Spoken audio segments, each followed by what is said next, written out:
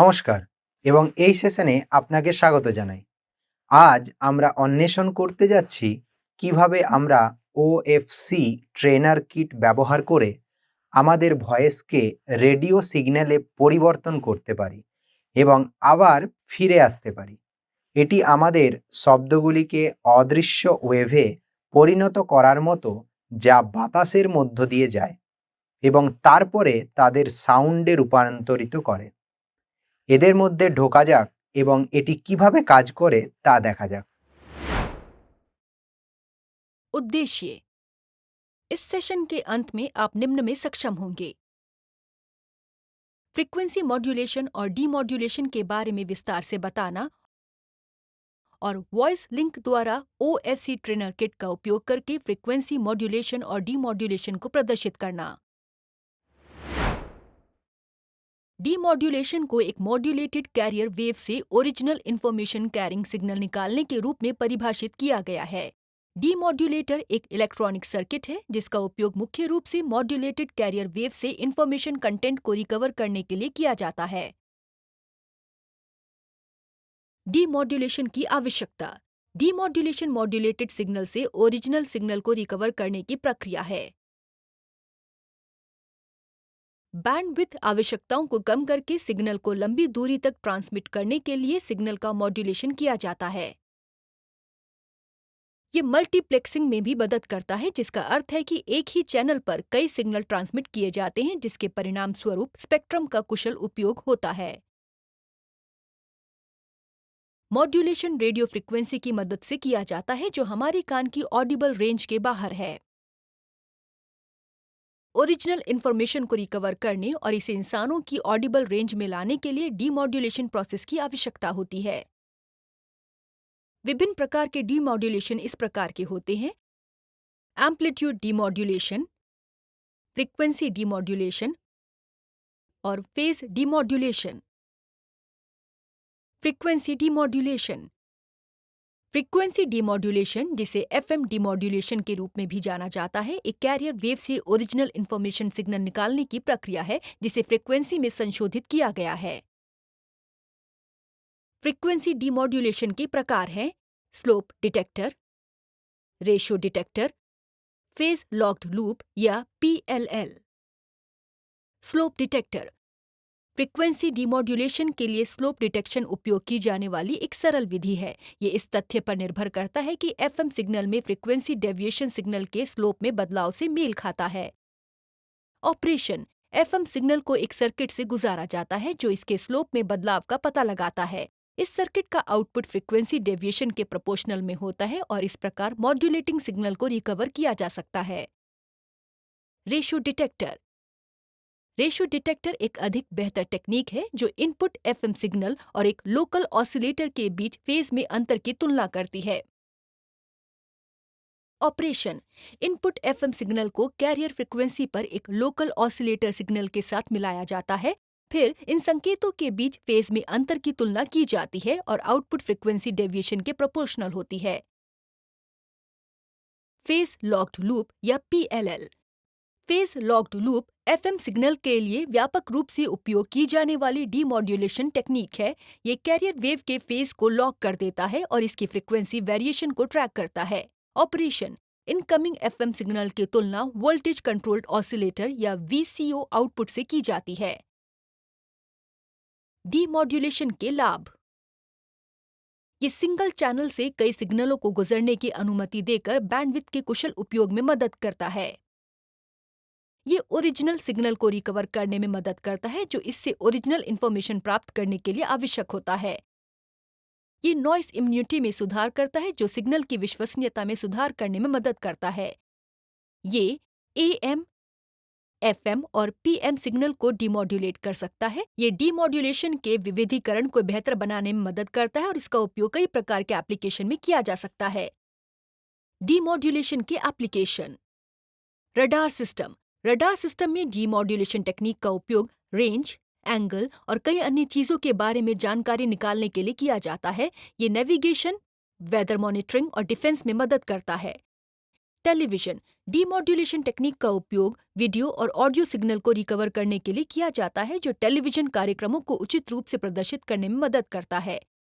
Radio broadcasting demodulation का उपयोग transmit होने वाले ऑडियो सिग्नल को निकालने के लिए किया जाता है। ये फ्रीक्वेंसी स्पेक्ट्रा की एक विस्तृत श्रृंखला पर ट्रांसमिट करने के लिए एएम और एफएम सिग्नल को दोबारा प्राप्त कर सकता है। अंडर वाटर कम्युनिकेशन के लिए अकॉस्टिक सिग्नल का उपयोग किया जाता है। गहरे समुद्र से आने वाली ओरिजिनल इंफॉर्मेशन प्राप्त करने के लिए इन संकेतों को डीमॉड्यूलेट करने की आवश्यकता होती है। मेडिकल आंतरिक अंगों की इमेज तैयार करने के लिए डीमॉड्यूलेशन टेक्निक का उपयोग किया जाता है। एमआरआई और अल्ट्रासाउंड में इसका व्यापक रूप से उपयोग किया जाता है।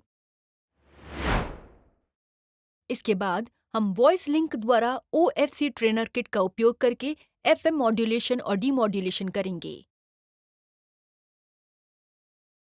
इसके लिए आपको निम्नलिखित टूल्स और इक्विपमेंट की आवश्यकता होगी, जैसे optical fibre communication OFC trainer kit 1, fibre optical cable 1, बनाना पिन आवश्यकता अनुसार, माइक 1। अब वॉइस लिंक द्वारा OFC ट्रेनर किट का उपयोग करके FM मॉड्यूलेशन और डीमॉड्यूलेशन करने के स्टेप्स देखें। पावर सप्लाई कनेक्शन उचित संचालन सुनिश्चित करने के लिए आइए दोनों OFC ट्रेनर किट के लिए पावर कनेक्शन स्थापित करके शुरुआत करें। डिवाइस के पावर कॉर्ड को उनकी पावर आउटलेट में प्लग इन करके प्रारंभ करें। आगे बढ़ने से पहले दोबारा जांच लें कि पावर स्विच ऑन पोजीशन में है। माइक्रोफोन कनेक्ट करें। पहला स्टेप माइक्रोफोन को OFC ट्रेनर किट के ऑडियो इनपुट सर्किट से कनेक्ट करना है। ये हमें उस ऑडियो सिग्नल को इनपुट करने में सक्षम करेगा जिसे हम ऑप्टिकल फाइबर कम्युनिकेशन सिस्टम के माध्यम से ट्रांसमिट करना चाहते हैं। सुनिश्चित करें कि किसी भी सिग्नल लॉस या इंटरफेस को रोकने के लिए कनेक्शन सुरक्षित रूप से बनाए गए हैं। फ्रीक्वेंसी मॉड्यूलेटर से कनेक्ट करें। इसके बाद वॉइस लिंक को फ्रीक्वेंसी मॉड्यूलेटर से कनेक्ट करके मॉड्यूलेशन के लिए तैयार करें। इसके लिए OFC ट्रेनर किट पर ऑडियो इनपुट सर्किट के आउटपुट पोर्ट का पता लगाएं। उपयुक्त केबल का उपयोग करके ऑडियो इनपुट सर्किट से आउटपुट सिग्नल लें और इसे फ्रीक्वेंसी मॉड्यूलेटर के इनपुट पोर्ट से कनेक्ट करें। ट्रांसमिशन के लिए तैयारी करें। अब फ्रीक्वेंसी मॉड्यूलेटर के आउटपुट को एमिटर सर्किट के इनपुट से कनेक्ट करें। इस आउटपुट पोर्ट को एमिटर सर्किट के इनपुट पोर्ट से कनेक्ट करने के लिए एक उपयुक्त केबल का उपयोग करें। एमिटर सर्किट में एनालॉग और डिजिटल मोड सहित अलग-अलग ऑपरेटिंग मोड होने की संभावना है। फाइबर ऑप्टिक केबल के माध्यम से ट्रांसमिशन के लिए हमें एमिटर सर्किट को डिजिटल मोड पर सेट करना होगा। अगला स्टेप फाइबर ऑप्टिकल केबल के एक सिरे को एमिटर सर्किट के आउटपुट टर्मिनल से कनेक्ट करना है। इसके बाद हम फाइबर ऑप्टिकल केबल के दूसरे सिरे को डिटेक्टर सर्किट के इनपुट से कनेक्ट करेंगे। सुनिश्चित करें कि फाइबर ऑप्टिक केबल दोनों सिरों पर कनेक्ट किया हुआ है। सेफ्टी टिप फाइबर स्ट्रैंड्स या कनेक्टर्स को नुकसान से बचाने के लिए फाइबर ऑप्टिक केबलों के साथ सावधानीपूर्वक काम करना महत्वपूर्ण है। डीमॉड्यूलेशन सेटअप डिटेक्टर सर्किट के आउटपुट को कंपैरेटर सर्किट के इनपुट से कनेक्ट करें।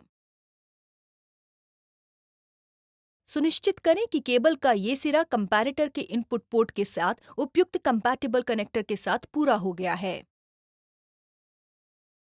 इसके बाद हम कंपैरेटर के आउटपुट को फेज लॉक्ड PLL डिटेक्टर के इनपुट से कनेक्ट करेंगे। इस कनेक्शन को स्थापित करने के लिए उपयुक्त केबल या कनेक्टर का उपयोग करें, ये सुनिश्चित करते हुए कि कंपैरेटर से PLL डिटेक्टर तक सिग्नल पथ से ठीक से जुड़ा हुआ है। डीमॉड्यूलेटेड सिग्नल का निरीक्षण करना। इसके बाद हम PLL डिटेक्टर के आउटपुट को लो पास फिल्टर सर्किट के इनपुट से कनेक्ट करेंगे। लो पास फिल्टर सर्किट डीमॉड्यूलेटेड सिग्नल में मौजूद किसी भी हाई फ्रीक्वेंसी नॉइस या इंटरफेस को हटाने में मदद करता है। इसके बाद हमें अवलोकन के लिए उपयुक्त एम्पलीट्यूड प्राप्त करने के लिए फिल्टर किए गए सिग्नल को बढ़ाना होगा। इसके लिए उचित केबल या कनेक्टर का उपयोग करके लो पास फिल्टर सर्किट के आउटपुट को एम्पलीफायर सर्किट के इनपुट से कनेक्ट करें। ओरिजिनल सिग्नल दोबारा प्राप्त करना। अब उपयुक्त केबल का उपयोग करके एम्पलीफायर सर्किट के आउटपुट को ऑडियो आउटपुट सर्किट के इनपुट से कनेक्ट करें। डीमॉड्यूलेटेड सिग्नल सुनना। डीमॉड्यूलेटेड वॉइस लिंक को सुनने के लिए हमें हेडफोन को ऑडियो आउटपुट सर्किट के आउटपुट से कनेक्ट करना होगा। हेडफोन के बिना हम इनबिल्ट स्पीकर का उपयोग करके ऑडियो आउटपुट सर्किट ब्लॉक से सीधे वॉइस लिंक सुन सकते हैं। Fibre optic communication. Fibre optic communication. Okay. এটি আমাদের এই সেশনের শেষে নিয়ে আসে। এই সেশনে আমরা শিখেছি ফ্রিকোয়েন্সি মডিউলেশন এবং ডিমডিউলেশন ব্যাখ্যা করা এবং ভয়েস লিঙ্কের মাধ্যমে ওএফসি ট্রেনার কিট ব্যবহার করে ফ্রিকোয়েন্সি মডিউলেশন এবং ডিমডিউলেশন প্রদর্শন করা। দেখার জন্য ধন্যবাদ। আপনাদের সাথে আমাদের পরের অধিবেশনে দেখা হবে।